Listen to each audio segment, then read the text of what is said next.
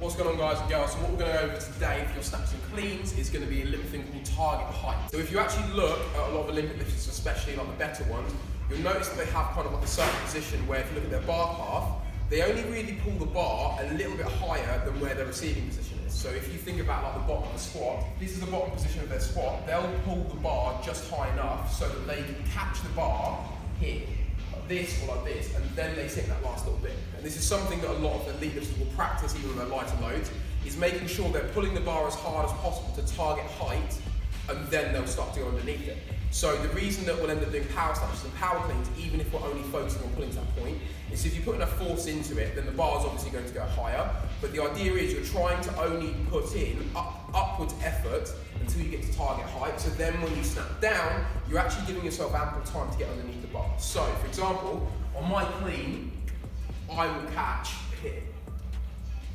So I'm usually quite good with cleans of just catching straight at the bottom. So here is my target height. So if I just slowly try to roll it down, and look where this is, that for me, if I stand up on my toes, is literally, it's not even at my hip crease. So if I go down, it's literally just below my hip crease. So if I know that's as high as the bar needs to get for me to catch it on a heavy clean, then I'm not going to try and pull the bar up to here. I'm not going to put effort in like that. I'm literally going to put in force and as much effort as I can going upwards until I get to here. Then after that, I'm going down. So if you imagine with a lighter weight, because of the amount of force you're going to put into it, even if I stop producing upwards force here, and start going down there, it's still going to be power. But imagine this is like 150 or 160 and I go to here, it's not going to get as high, but because I'm only popping it to here, I'm giving myself more time and more energy to pull down. Now, what you usually see is when people over pull or pull for too long is this. By the time they finish their pull, especially on the heavier weights, the bar's already coming back down, and that's what makes the bar crash, that's what makes the bar path go weird. So the same thing applies to snatches. Make sure you actually measure where your target height is, and from there, so this is your bottom position here, you need to pull the bar when you're doing your second pull, so about here.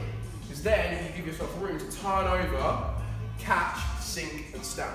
So start thinking of the target height that you need to pull to when you're doing things like power snatches, power cleans, any of your normal lift variations, but then also when you're doing things like clean pulls, snatch pulls. Because if you know that you're just trying to put in loads and loads of effort until you get to that target point, then it's time to go down. That will start to make things like panda pulls and those fast pulls more relevant. It'll also start to make it so that when you get to heavier weights, you'll be confident enough to pull under it, knowing if you just get it to that height, that's where you finish the lift and you start to go underneath.